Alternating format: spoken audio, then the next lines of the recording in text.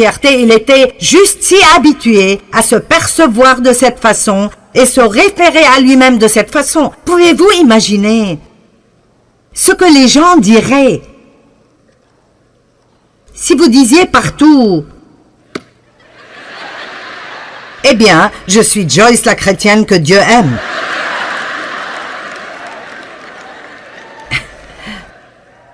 Pensez à cela. Jean 21:15, Jésus a dit à Pierre, « Est-ce que tu m'aimes ?»« Oh, je t'aime !» Il a dit, « Eh bien, nourris mes brebis. » J'aime cela. Eh bien, si tu m'aimes, aide quelqu'un. C'est comme ça que nous prouvons notre amour pour Dieu. C'est comme ça. Ce n'est pas avec un tas de paroles, c'est en aidant quelqu'un. Amen. La deuxième fois, il a dit à Pierre, « Pierre, est-ce que tu m'aimes ?»« Oui, Seigneur, tu sais que je t'aime. Prends soin de mes agneaux. » La troisième fois, « Pierre, est-ce que tu m'aimes ?» Il essayait de marquer un point. Tu parlais à propos de combien tu m'aimes, Pierre. Mais où étais-tu quand j'avais besoin de toi? Si tu m'aimes, tu as une preuve de cela? Est-ce que tu sacrifieras assez pour faire quelque chose, pour aider quelqu'un d'autre? Ou est-ce que tu parleras de ton amour pour moi? Et puis à chaque fois qu'il y a un vrai besoin, personne ne peut te trouver. Et puis il a continué en disant à Pierre, « Quand tu étais jeune, tu mettais toi-même ta ceinture et tu allais où tu voulais. En d'autres termes, en tant que chrétiens jeunes et immatures, nous pouvons juste vivre en faisant notre propre volonté. Mais il a dit, mais quand tu seras vieux, quand tu deviendras mature, un autre nouera ta ceinture et te mènera là où tu n'aimerais pas aller. » Et la Bible dit qu'il a dit cela à Pierre pour lui indiquer quelle sorte de mort il mourrait. Et nous savons de l'histoire que Pierre a fini par être crucifié à l'envers, sur une croix. Donc il l'a prévenu en avance. Eh bien, si tu m'aimes, tu ne seras pas toujours bon. J'ai un travail que je te confie. Mais après, je veux que vous regardiez ce qui arrive. Cela me montre que Pierre avait des problèmes avec Jean. Verset 20. Pierre se retourna et aperçut le disciple que Jésus aimait. Il marchait derrière eux, celui qui, au cours du repas, s'était penché vers Jésus. Jean, alors qu'il mangeait, il se penchait, et c'était la façon traditionnelle de manger. Il s'étendait et se reposait pour manger. Et Jean, comme de coutume, s'est mis dans cette posture, où il a en fait mis sa tête sur l'épaule de Jésus et... Ça pourrait paraître stupide, mais je peux vous assurer que si l'un de mes enfants me fait cela, il a gagné. J'ai un fils, il est mon bébé, mais il n'est plus vraiment un bébé maintenant. Il fait près de 2 mètres et... Il me porte parfois et joue avec moi dans toute la maison en disant « Maintenant, maman, allez, maman, maman, maman, maman. » Et il sait me manipuler et avoir ce qu'il veut. C'est comme... Et il me dit « Tu sais que tu m'aimes. » C'est ce qu'il me dit. « Tu sais que tu m'aimes. » Eh bien, il est confiant en notre amour pour lui, et alors il n'a pas peur de nous demander quoi que ce soit. Il est très audacieux et direct à propos de ses sentiments. Nous avons des conversations très honnêtes et parfois blessantes.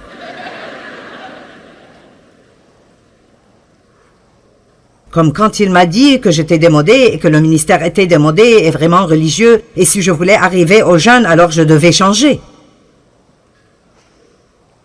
Aïe, aïe, aïe. Mais vous savez quoi? C'était vrai. Je devais être désireuse de changer. Oh, il m'a dit certaines choses dures, mais c'était les choses que j'avais besoin d'entendre. Mais je pouvais seulement l'entendre de quelqu'un que j'aimais tellement et que je savais qu'il m'aimait vraiment, vraiment beaucoup. Vous ne pouvez même pas prendre les choses difficiles que Jésus a besoin de nous dire parfois si vous ne savez pas vraiment, vraiment combien il vous aime. Parce que tout ce qu'il dit n'est pas une caresse sur la tête et une tape dans le dos et un compliment. Un jour, Dieu m'a dit, « Tu n'es pas heureuse parce que tu es égoïste. » Et je prêchais depuis longtemps. Eh bien, je prêche sur l'amour tout le temps. Oui, mais ça ne veut absolument pas dire que vous marchez dans l'amour. J'ai dû passer les 15 années suivantes à apprendre ce que l'amour était. Et ce n'est pas juste un sermon, c'est un mode de vie. Allons maintenant, je prêche bien.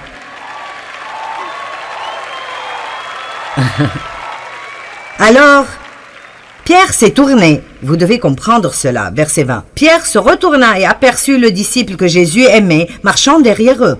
Celui qui s'était penché vers Jésus et lui avait demandé « Seigneur, qui est celui qui va te trahir ?» En le voyant, Pierre demanda à Jésus « Seigneur, qu'en est-il de lui? Qu'est-ce qu'il en sera de lui ?»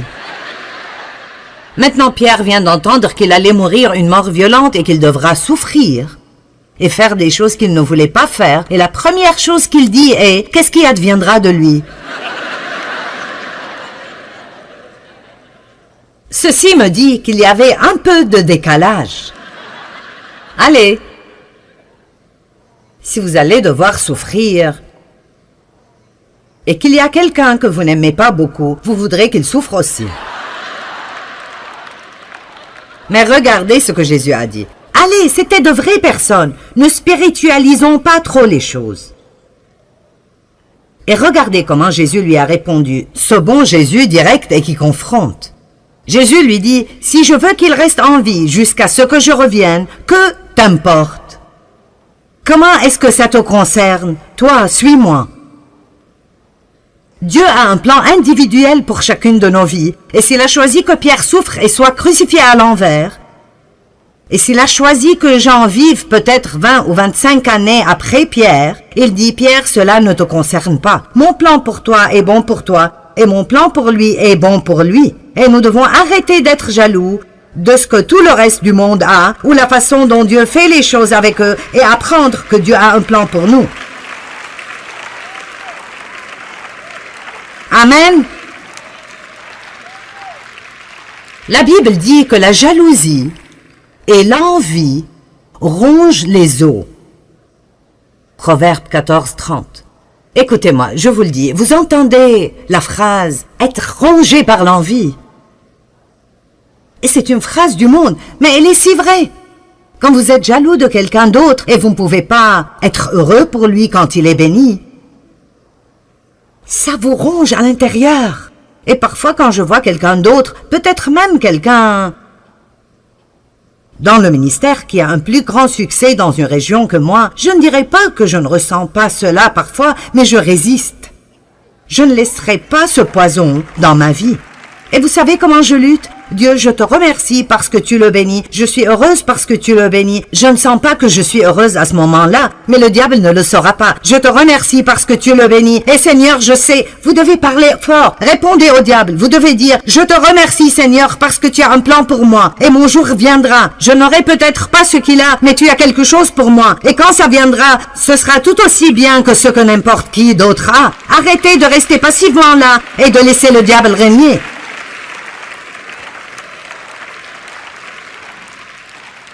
Vous devez juste apprendre à parler comme il faut. Jacques 4 était un passage qui change la vie pour moi. Je voudrais le partager avec vous. D'où proviennent la lutte et la discorde et les disputes? Et comment commencent les conflits et les querelles et les bagarres entre vous? J'aime cela. Pourquoi êtes-vous si vexés? Il dit, tout le monde est énervé à propos de quelque chose. La lutte, les disputes, les querelles, les dissensions, l'amertume. D'où est-ce que ça vient? N'est-ce pas des désirs égoïstes qui combattent sans cesse en vous? Maintenant, regardez. Vous êtes jaloux et vous convoitez ce que les autres ont. Savez-vous combien cela est contrariant? Comment ça nous garde frustrés et énervés? Si nous regardons ce que Dieu fait avec tout le monde dans le monde et nous comparons cela à ce qu'il fait avec nous. Allez, ce soir, je veux que quelqu'un ici réalise. Dieu a un plan spécial, unique en son genre, incroyable et magnifique pour chacun de vous. Et n'ayez pas cette attitude amère et négative en disant « Eh bien, s'il a un plan si grand, alors pourquoi je ne le vois pas ?» C'est probablement à cause de ce que j'essaye de vous prêcher ce soir. Peut-être que vous devez avoir une nouvelle attitude d'abord. Peut-être que vous devez être heureux avec ce que Dieu fait dans la vie de quelqu'un d'autre avant de lui permettre de faire quelque chose dans votre vie. Ce n'est pas par accident que vous devez entendre tous ces témoignages de personnes et de leur succès. Oh, Dieu nous tend des pièges. D'accord, voici un témoignage pour vous. Ils ont la chose pour laquelle vous priez depuis 20 ans. Comment le prendrez-vous?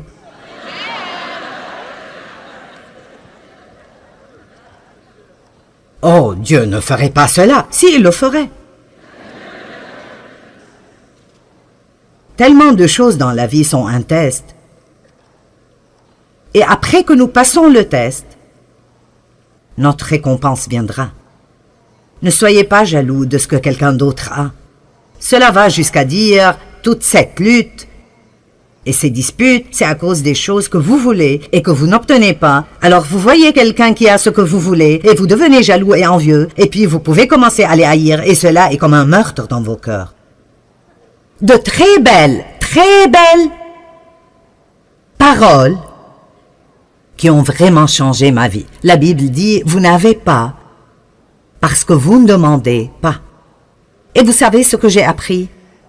Ne soyez jamais jaloux de quelqu'un d'autre. Demandez juste à Dieu ce que vous voulez et croyez qu'il vous le donnera au bon moment. Et croyez qu'il ne vous le donnera pas si ce que vous demandez n'est pas ce que Dieu a de mieux pour vous. Vous savez, il y a certaines choses dans la Bible dont nous savons que Dieu veut que nous ayons tous. Elles sont là, claires en noir et blanc. Elles sont l'une de ses promesses. Mais il y a plusieurs choses que la Bible ne vous dit pas. Vous priez peut-être pour être le conducteur de louanges. Eh bien, cela devra être la prière de « si c'est ta volonté ». Et si vous pensez que cette jalousie est seulement dans le monde et pas dans l'Église, vous avez tort. Nous amenons tous nos bagages sur le banc de l'Église semaine après semaine.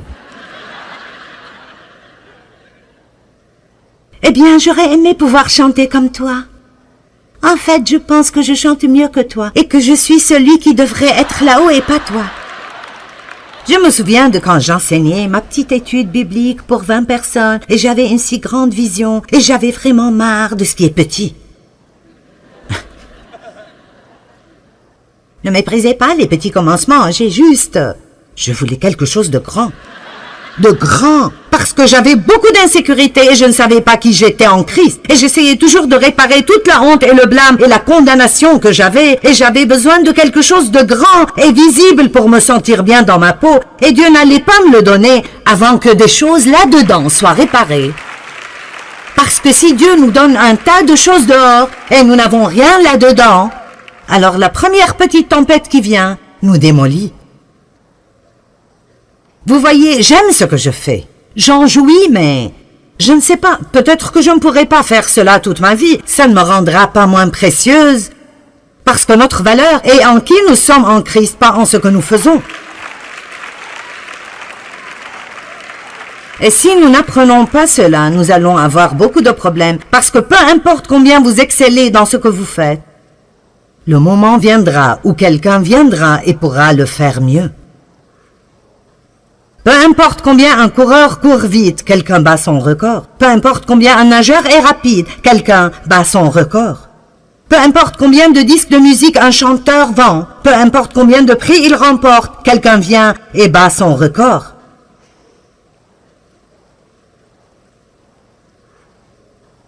Nous devons apprendre comment aller avec les saisons de Dieu et réaliser que nous sommes tout aussi précieux dans chaque saison. Et si nous sommes assurés de ça, nous serons libérés de la jalousie et de l'envie. Nous n'aurons pas à vivre comme ça.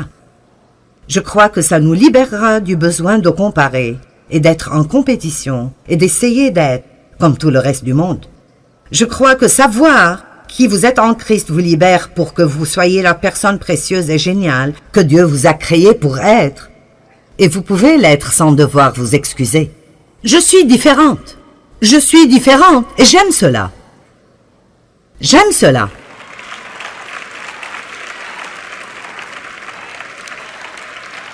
Avant, je pensais que j'étais bizarre. Maintenant, je sais que je suis unique. Ce qui est unique a de la valeur.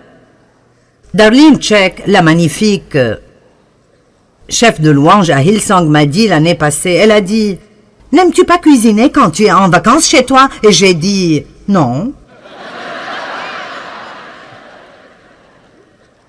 Pourquoi voudrais-je faire cela?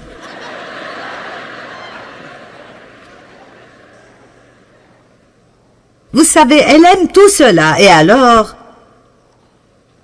Parfois, nous ne pouvons juste pas comprendre pourquoi les gens n'aiment pas ce qu'on aime. Et parfois, si je ne savais pas qui j'étais en Christ, alors je serais sous pression parce que je ne suis pas femme d'intérieur. Je lutterai contre un démon pour vous, mais ne me demandez pas de vous faire un repas, parce que ça ne marchera pas. Amen.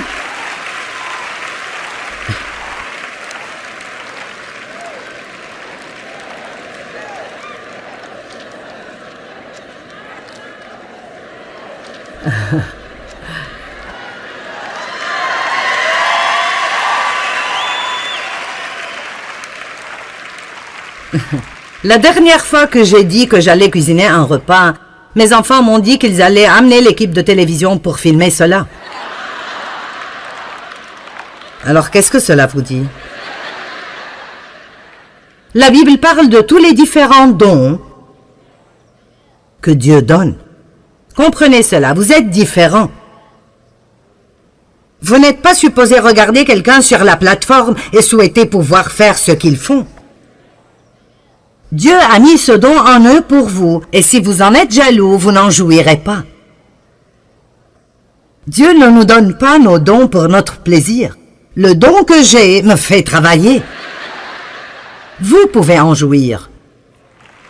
Mais quand quelqu'un d'autre est en train de chanter ici, je peux jouir de leur don. Je me souviens de quand j'ai essayé de chanter et d'apprendre à jouer de la guitare parce que je connaissais un autre prédicateur qui faisait cela. Et alors, s'il pouvait le faire, je voulais le faire. Eh bien, le problème est que j'ai presque échoué en musique. Je ne peux pas jouer de la guitare. Je peux jouer de l'harmonica un petit peu, mais pas très bien.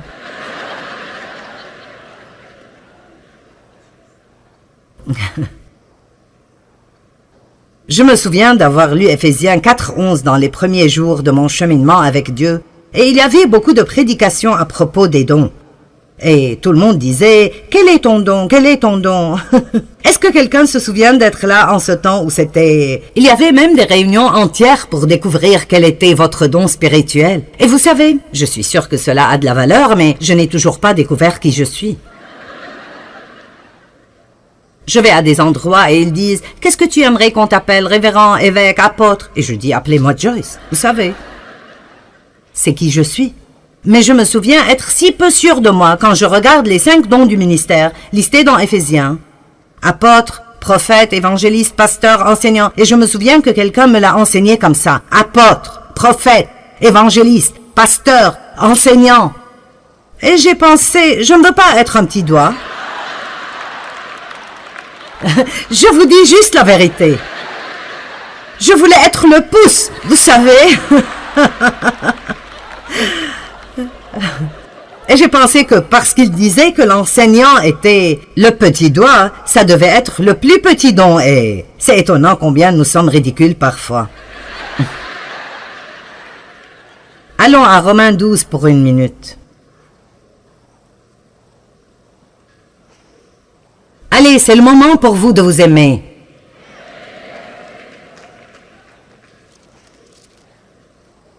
Romains 12 parle de comment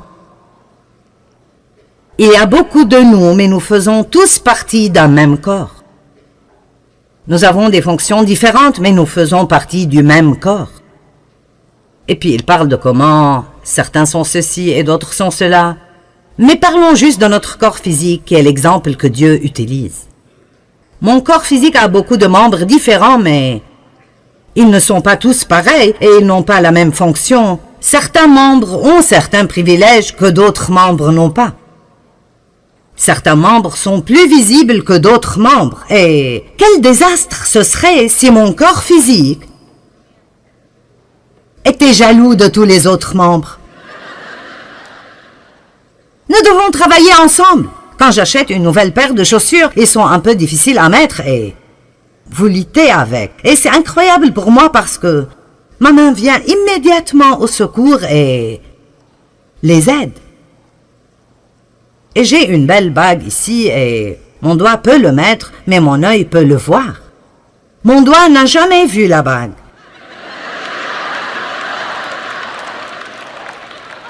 Il peut la mettre. Il peut se faire beau avec, Mais toute sa vie, il ne verra jamais la bague. L'œil ne peut pas mettre la bague, mais il voit la bague. Maintenant, qu'arriverait-il si ma main disait « Je ne t'aiderai pas à mettre cette chaussure » ? Parce qu'en vérité, le fait est que je voudrais avoir des chaussures moi-même. Et ma vie entière en tant que main, je n'ai jamais eu de chaussures. Et si tu penses que je continuerai à t'aider à mettre tes chaussures toute ma vie, tu te trompes tristement. Et si l'œil disait « Je refuse de regarder la bague », je ne vais pas regarder la bague, je veux ma propre bague, et si je ne peux pas avoir de bague, alors je refuse de regarder la bague. Et alors, c'est comme ça qu'en tant que chrétiens, nous errons à travers la vie. Et si Dieu nous donnait notre volonté, d'accord. Ah.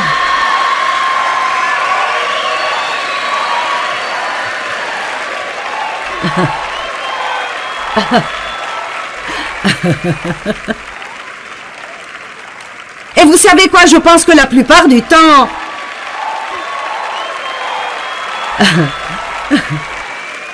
nous ferions mieux d'espérer que Dieu ne nous donnera pas certaines des choses que nous demandons.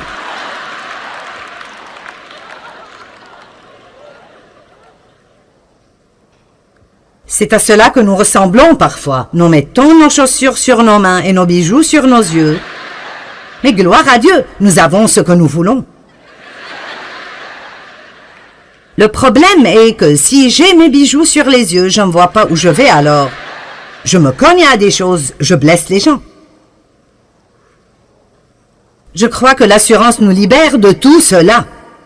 Je n'ai pas besoin d'avoir ce que vous avez, je peux être heureuse sans. Je n'ai pas besoin de faire ce que vous faites. Vous n'avez même pas besoin de m'aimer pour que je sois heureuse, parce que ma joie n'est pas basée sur ce que vous pensez de moi, elle est basée sur qui je suis en Christ.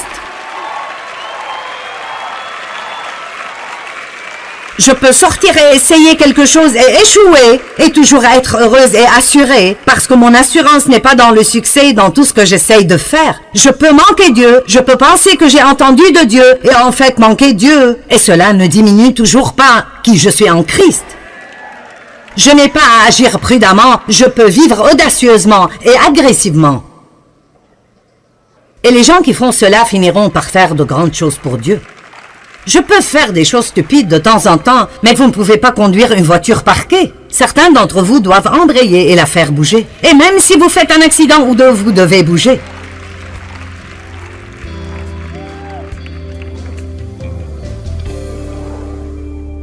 Eh bien, Dieu a définitivement un plan unique et bon pour chacun d'entre nous, et nous ne devons vraiment pas être jaloux de quelqu'un d'autre. Quand nous sommes confiants en qui nous sommes en Christ et le fait qu'il nous aime et a un bon plan pour nous, alors nous n'avons pas besoin d'entrer dans l'inutilité, de l'envie et de la jalousie. L'ennemi aime attaquer nos pensées et l'une des choses qu'il aime faire est d'essayer de nous faire nous comparer aux autres.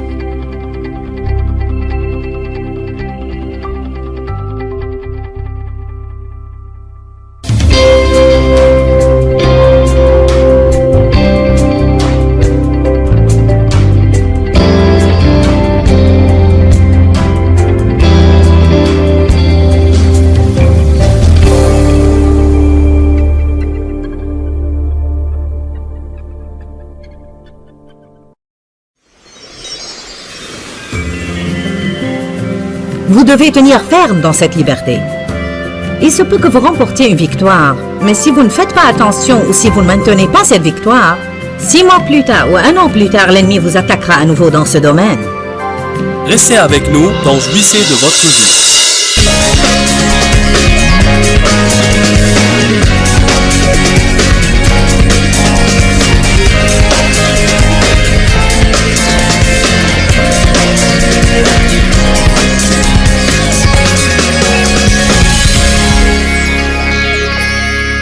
Vous avez à décider aujourd'hui même de vous réjouir là où vous êtes sur votre chemin vers le but.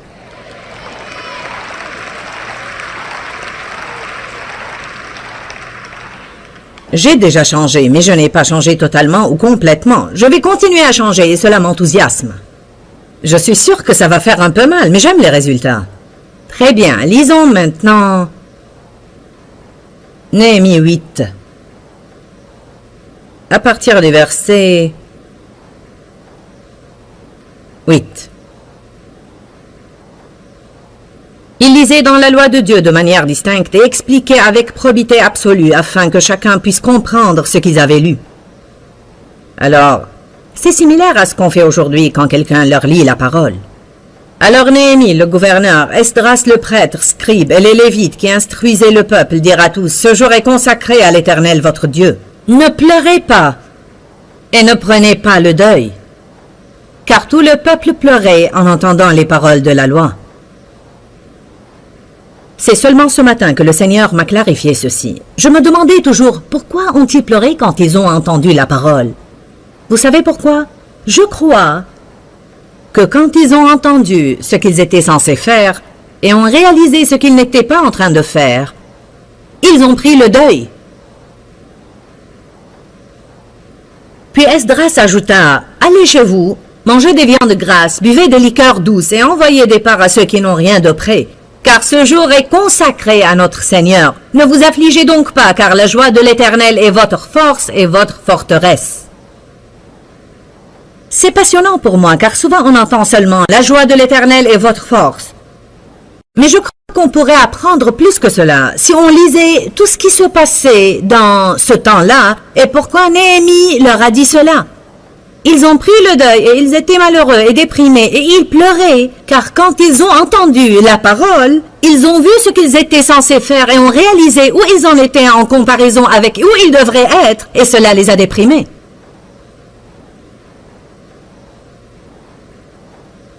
Si vous ne faites pas attention et vous ne savez pas qui vous êtes en Christ, alors tout message pourrait vous décourager. Vous sortirez d'une réunion dans un état pire que vous ne l'étiez en rentrant, surtout si le pasteur ne traite pas le sujet de tous ses côtés. Je prêche de durs sermons, mais je crois que je guide toujours les gens. Et c'est mon espérance et ma prière. Je les guide à comprendre que nous sommes en train de les aider à voir, à confronter la vérité de leur position actuelle et à faire confiance à Dieu pour arriver là où ils sont censés être. Si vous refusez toujours d'admettre que vous avez un problème en disant que vous n'avez rien à accomplir, alors vous n'allez jamais grandir. On a tous besoin de grandir. Grandir est un facteur excitant dans le christianisme. En fait, chaque jour dans ma vie, le Saint-Esprit me convainc de quelque chose, mais j'ai appris il y a des années de cela à recevoir la conviction divine sans permettre à celle-ci de me mettre sous la condamnation.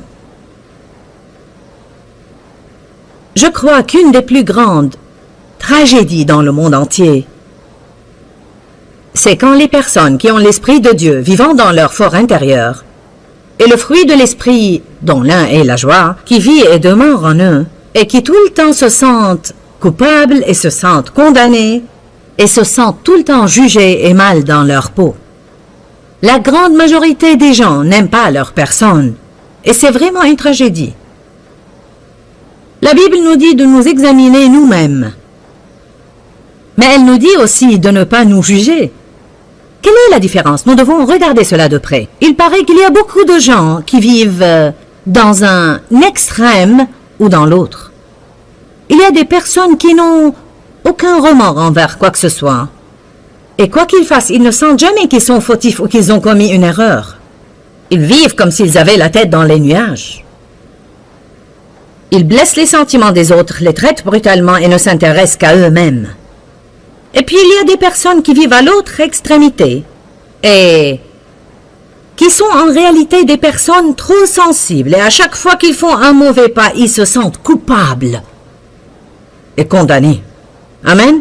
Comme ma fille qui est présente avec nous et qui monte sur l'estrade pour partager. Elle est plutôt comme moi. Elle est décidée à faire ce qui est juste. Et elle avait à lutter pour se débarrasser de la culpabilité et la condamnation, car elle exagérait pour être parfaite en tout. On a à comprendre que Dieu nous a appelés à être excellents. Mais on ne va pas manifester la perfection tant que nous sommes dans cette chair. Oui, la Bible dit « Soyez parfaits comme votre Père céleste est parfait ». Mais si vous étudiez l'origine grecque de ce mot, elle signifie « grandir jusqu'à pleine maturité ». Tant que je grandis, je cours vers le but. Dites tous « je cours vers le but ». Qu'est-ce que vous préférez? Vous sentir bien dans votre peau ou mal dans votre peau? Très bien. Notre deuxième fille, notre fille aînée, elle se sent rarement mal.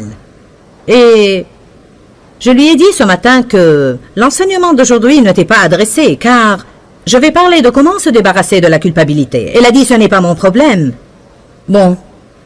Elle avait peut-être parfois à faire un peu plus attention à certaines choses.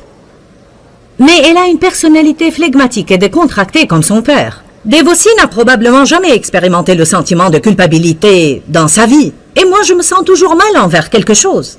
Qu'est-ce que tu as dit quand j'ai dit que je vais parler de l'éradication de la culpabilité? Ça va me faire du bien. Je lui ai dit, tu en as besoin, c'est vrai. En fait, cela est en relation avec le tempérament naturel que Dieu nous a donné.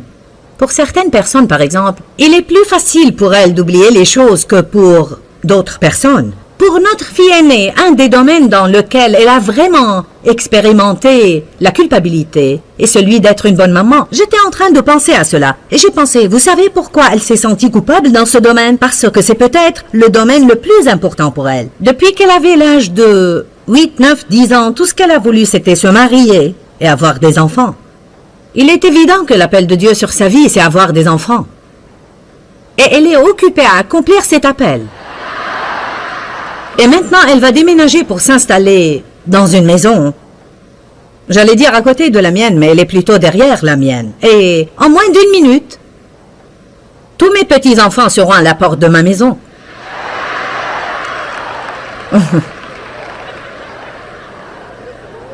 Cela m'est excitant et je crois que ça va être une bonne diversion pour moi. Ça va m'aider à faire autre chose que travailler. Mais ce qui est très intéressant, c'est que c'est souvent dans les domaines qui nous sont vraiment importants que l'ennemi nous attaque par la condamnation. Amen. Alors on a à se débarrasser de la culpabilité et de la condamnation, car la Bible dit, il n'y a maintenant aucune condamnation pour ceux qui sont en Jésus. Allons à 1 Corinthiens 11, verset 31.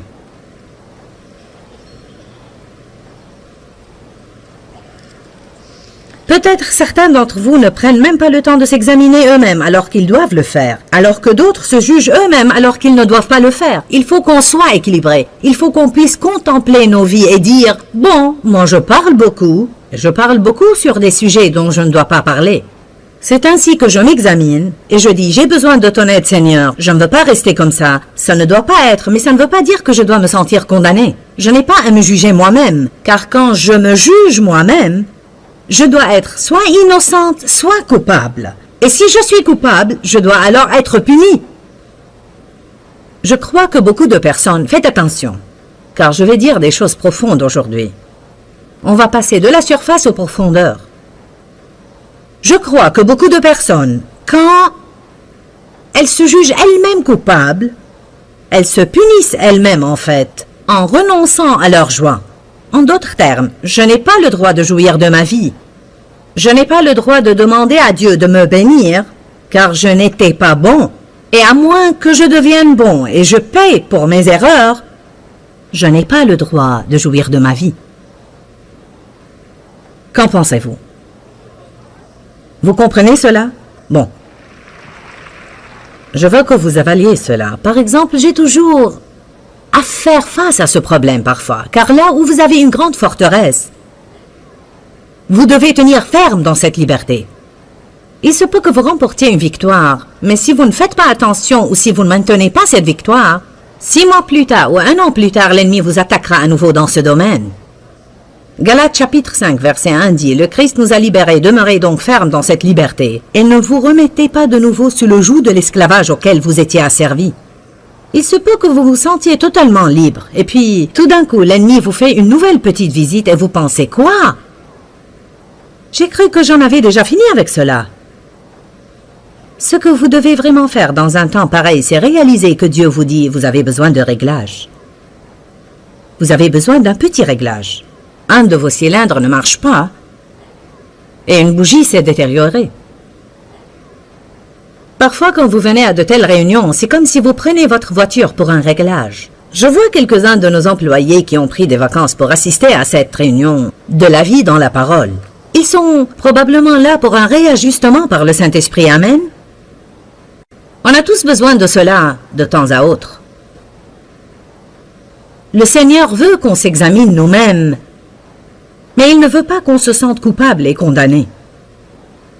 Il ne veut pas qu'on se juge coupable et qu'on pense qu'il faut qu'on se punisse nous-mêmes.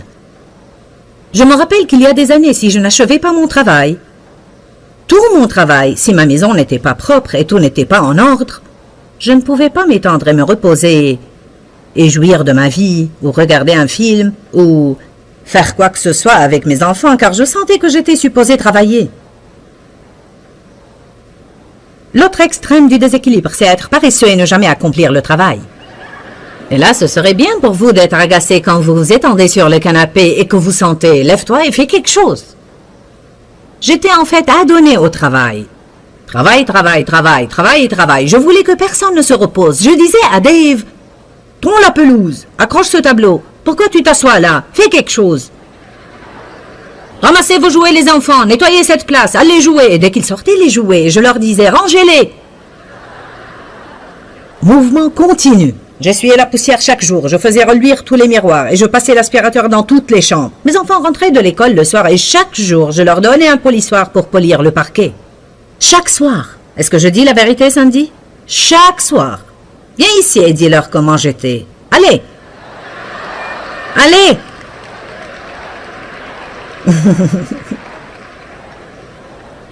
Vous aimez toutes ces histoires, n'est-ce pas? Je ne jouissais ni de ma vie ni de ma maison. On la servait tous. Amen. J'ai changé. Tu ne te rappelleras peut-être pas combien j'étais mauvaise, mais dis-leur comment j'étais. Eh bien, j'ai commis une erreur quand j'étais jeune en disant à maman que j'aimais faire le ménage. J'avais une personnalité mélancolique et elle m'a accordé mon souhait, je vous assure. Je passais l'aspirateur tous les jours. Vraiment, je crois que je le faisais tous les jours. Et je polissais aussi le sol chaque jour. Je crois que je faisais tout ça car j'aimais le faire en ce temps-là, mais après quelque temps, j'ai bien compris, j'en avais vraiment assez de le faire. Au fait, il y avait une femme qui nous gardait quand nous étions enfants. Elle était de la Corée, elle s'appelait Nina et elle parlait avec cet accent. J'essayais d'entrer dans... Son mari et elle dormaient dans la chambre de mes parents car maman et papa étaient en voyage pour le ministère en ce temps-là, ils nous gardaient. Quand j'ai essayé d'entrer dans la chambre de mes parents là où ils dormaient à 6 heures du matin, elle m'a dit « Tu veux dire que tu veux passer l'aspirateur à 6 heures du matin ?» Elle m'empêchait de le faire alors que moi j'étais décidée à terminer mon travail pour pouvoir aller jouer. C'est comme une fille qui m'a dit qu'elle était résolue à être ordonnée. Elle voulait que tout soit en ordre avant qu'elle sorte pour aller au travail. Son mari lui a dit un matin, « Est-ce que ça te dérangerait d'attendre que je sorte du lit avant que tu n'essayes de le faire ?» Elle commençait à faire le lit alors qu'il dormait encore. Dites tous, équilibre. Vous voyez, on a besoin de l'équilibre. J'ai commencé à me rendre compte qu'il y avait quelque chose qui ne tournait pas rond ici, car il ne faut pas que je me sente coupable à chaque fois que j'essaye de jouir de ma vie. Il n'est pas mauvais de jouir de votre vie, et vous n'avez pas nécessairement à avoir terminé chaque tout petit travail que vous faites. Il y a peut-être parmi vous quelqu'un qui n'arrive pas à profiter pleinement de cette réunion, car il n'a pas fait son lit et la vaisselle avant de sortir. Vous vous êtes senti déchiré, je veux y aller, mais il faut que je fasse ceci. Vous êtes là maintenant et vous continuez à y penser. Faites-le quand vous rentrerez chez vous, mais ne restez pas là à vous lamenter toute la journée car vous n'avez pas fait ce que vous vouliez faire avant de sortir.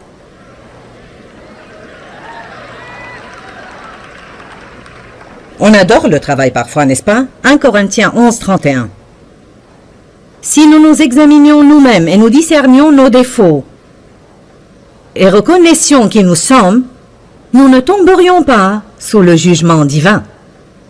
Il nous dit, si vous regardiez à votre vie, il ne faut pas qu'on craigne de le faire. N'ayez pas peur de vivre dans la lumière. Au fait, je veux vous encourager à prendre aujourd'hui un peu de temps avec vous-même et à penser à votre vie. Est-ce que je parle beaucoup? Ou pas suffisamment? Est-ce que je parle de choses dont je ne dois pas parler? Combien est-ce que je parle pour critiquer les autres? Est-ce que je juge les autres? Est-ce que je passe assez de temps dans la prière? Est-ce que je me discipline pour avoir régulièrement un temps de prière? Est-ce que j'étudie la parole? Est-ce que je marche dans l'amour? Est-ce que j'agis selon le fruit de l'esprit? Est-ce que je suis impulsive et je me laisse aller et je me laisse aller et je me laisse aller en pensant, eh bien, vous savez que je suis comme ça, je suis coléreuse car ma mère est coléreuse. Tout cela n'est que mensonge, mensonge. Vous pouvez changer. Ce ne sont pas des tempéraments que vous avez hérités. Vous les avez peut-être acquis car vous en étiez entouré. Mais vous pouvez changer vos mauvaises habitudes et former de bonnes habitudes. Alléluia! Dites tous, je peux changer. Ne vous mettez pas à regarder aux défauts des autres sans jamais vous examiner vous-même. Quel genre d'ami êtes-vous? Est-ce que vous vous attendez toujours à ce que les autres fassent des choses pour vous alors que vous ne semez pas de bonnes graines? Je connais des personnes pareilles. Elles se sentent toujours blessées si vous ne leur faites pas ceci et vous ne leur faites pas cela. Je connais une personne très susceptible qui se sent toujours blessée si elle ne reçoit pas beaucoup d'exhortations. Mais je pensais ce matin, je ne crois pas qu'il lui est arrivé une seule fois de me dire « Ta prédication était merveilleuse ». On demande souvent des autres des choses qu'on ne donne pas, et la raison pour laquelle Dieu ne nous les donne pas est qu'on ne sème pas des graines. Allez maintenant! On a besoin de semer des graines si on veut récolter.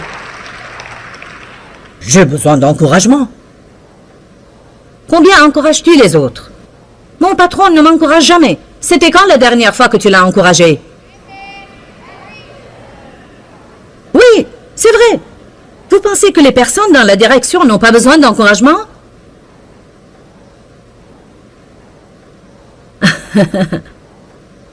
Tu ne fais jamais quelque chose pour moi. C'était quand que tu as fait toi-même quelque chose pour quelqu'un?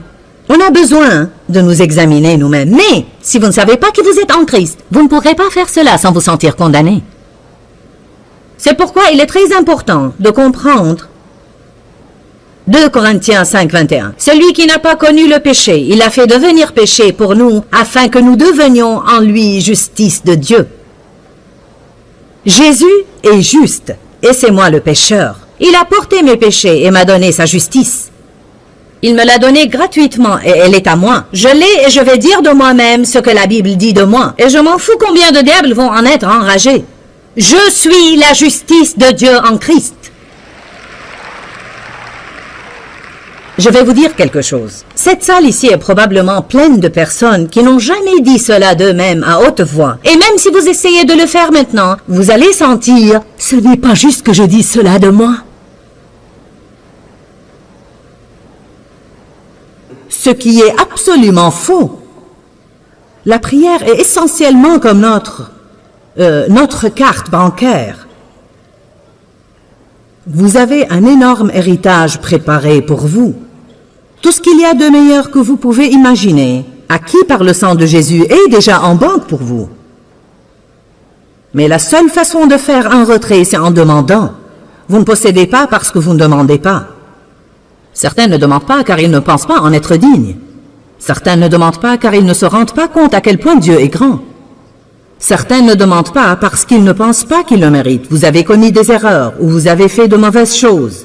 Pour certains, on ne demande à Dieu de nous aider et que ces jours-là où on pense qu'on a été modestement bon, parce que le reste du temps, le diable vous crie dans l'oreille, tu ne t'attends sûrement pas à ce que Dieu t'aide, ce n'est même pas la peine d'essayer. Certains ont une piètre image d'eux-mêmes, si malheureuse que vous ne concevez même pas de vous avancer avec assurance vers le trône, car il ne s'agit pas simplement d'y aller, mais d'y aller avec assurance. Vous devez y aller comme si vous y étiez déjà. Si j'ai 1000 $ en compte et je vais à la banque pour encaisser un chèque de 100 $, je ne me glisse pas craintivement par la petite porte comme une poltronne. J'entre et je remplis mon chèque et je le mets sur le comptoir et je m'attends à prendre l'argent. Amen? C'est indiscutable, vous êtes d'accord? C'est comme ça.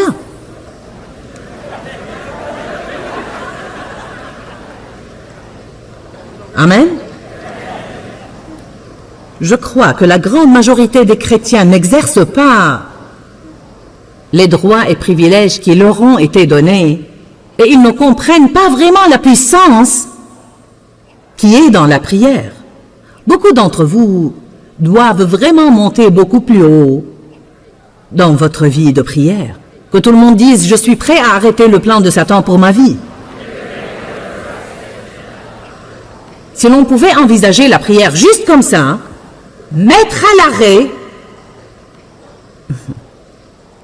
rendre violence contre la violence usée contre nous. La prière est une activité violente.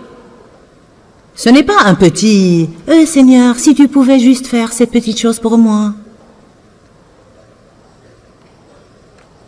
Attendez pour voir, bouclez votre ceinture de sécurité. Ainsi, on est censé prendre de bon cœur toutes ces épreuves. Verset 3. Sachant et étant assuré que l'épreuve et le test auquel votre foi est soumise produisent de l'endurance, de la constance et de la patience.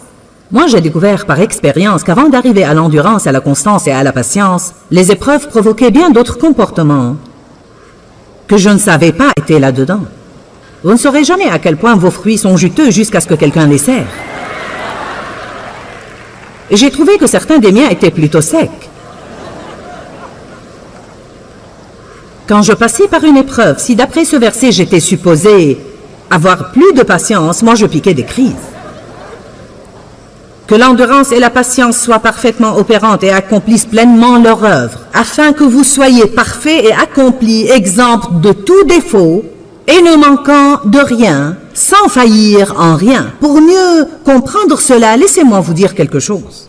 Quand on en arrive au point où quoi que le diable lance contre nous, on n'en est pas perturbé, on n'en est pas secoué, parce qu'on connaît le Dieu qu'on sert. On sait la puissance qu'on a dans le nom de Jésus, et on sait que bien que l'épreuve puisse durer une saison, elle aussi finira par passer.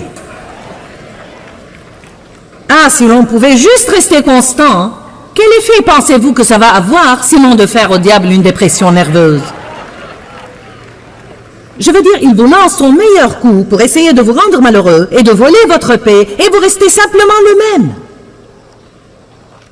Vous restez constant, patient, prêt à tout endurer, avec tout le fruit de l'esprit parfaitement opérant, ne voulant rien, ne manquant de rien, parce que vous savez qu'en Dieu toutes choses sont à vous. Je veux dire, ça va rendre le diable fou.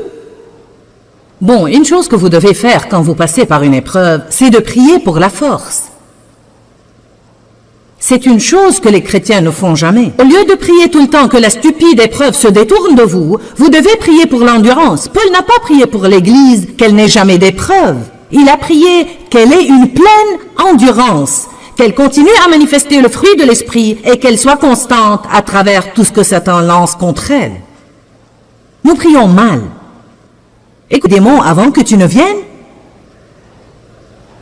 Vous savez, je n'ai pas essayé de prendre l'autorité parce que je marche dans l'autorité. Il y a une différence. Je n'ai pas à me préparer pour une conférence, je vis prête. Amen? C'est notre problème, on l'allume et on l'éteint. Le dimanche, on est spirituel. Le lundi, on ne sait pas ce que l'on est. On a besoin de vivre cette vie. Prier doit être comme l'acte de respirer.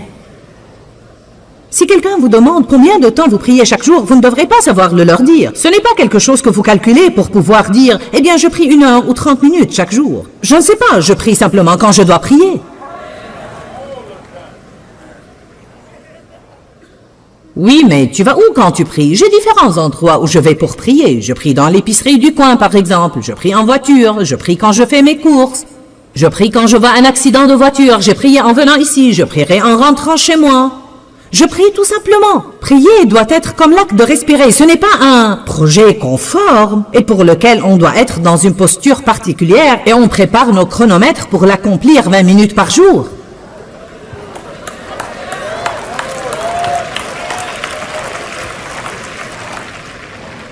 Je crois que le plus gros mensonge que Satan ait transmis à l'Église et qui crée toutes sortes de confusions pour nous dans notre vie de prière, c'est ce petit mensonge que pour que la prière soit bonne, elle doit être longue.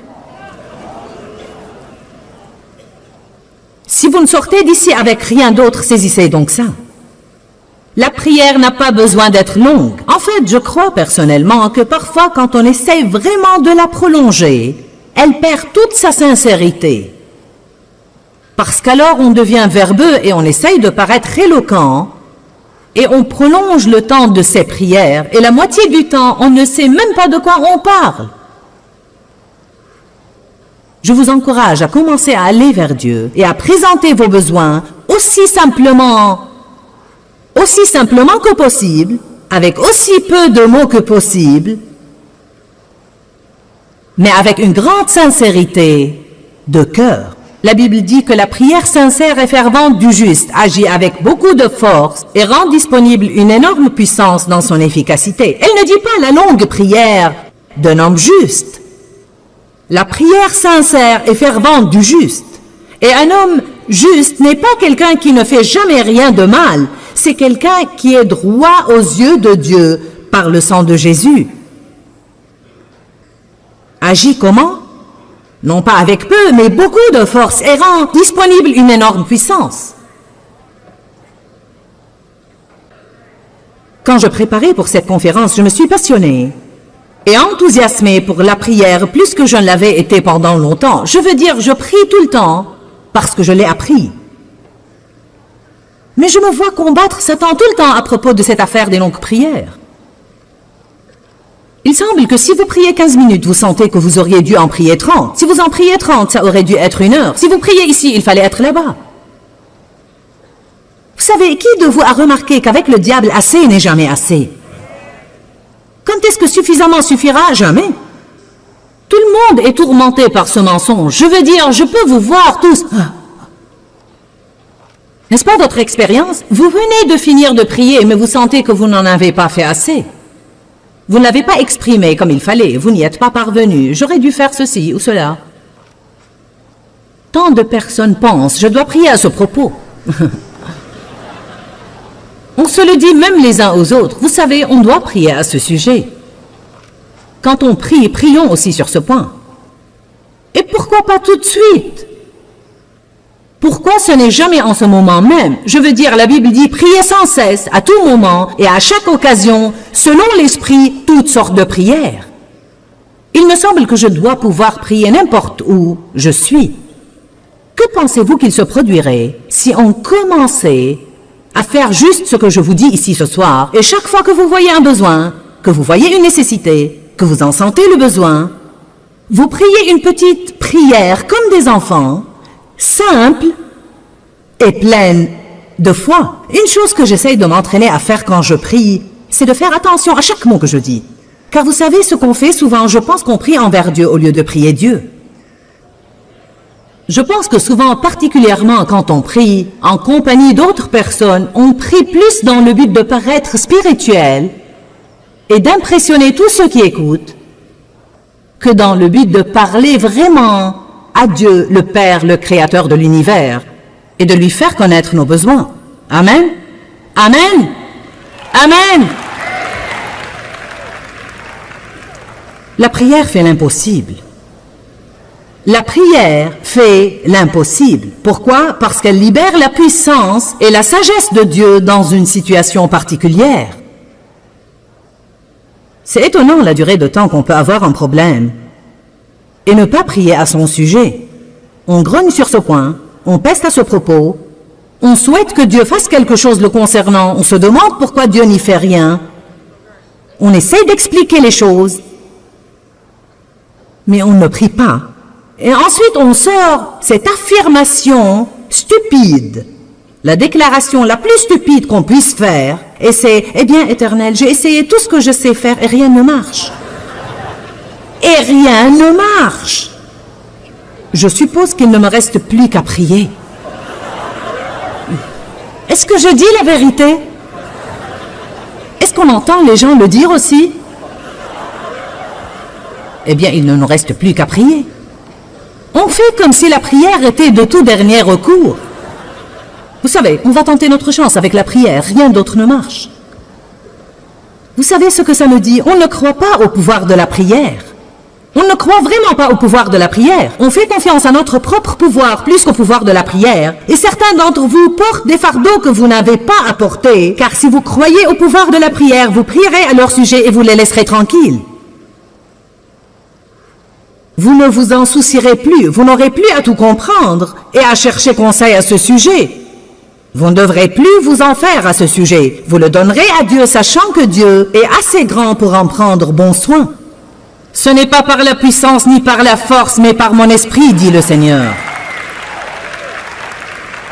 Je ne peux pas le faire, mais Dieu le peut. Je dois faire ce que je peux faire.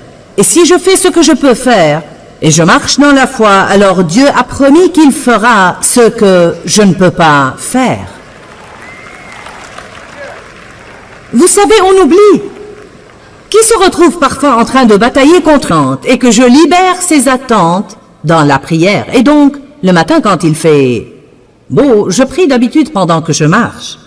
Et je dis des choses comme « Éternel, je m'attends à recevoir ta faveur aujourd'hui. Je m'attends à avoir vraiment de bonnes nouvelles. » Et c'est surprenant le nombre de jours où je me suis levée le matin et j'ai dit « Je m'attends à avoir de bonnes nouvelles. » Et je reçois un appel téléphonique. Cela. Et quand on ne le fait pas, on se fait mal. Et quand nous le faisons, alors nous pouvons voir la faveur de Dieu sur notre vie et la récompense qu'il apporte l'emportera de loin sur ce que la personne nous a fait.